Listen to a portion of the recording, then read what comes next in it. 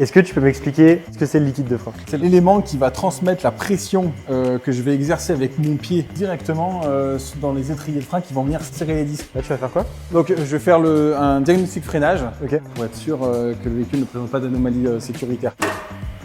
Je vais regarder le niveau du liquide de frein, savoir s'il est bien compris entre le mini et le maxi. Là, j'ai glissé mon testeur de liquide de frein et j'appuie dessus. Et en fait, on voit ici que ce liquide de frein-là est en bon état. En tout cas, la teneur en eau est proche de 0%. Donc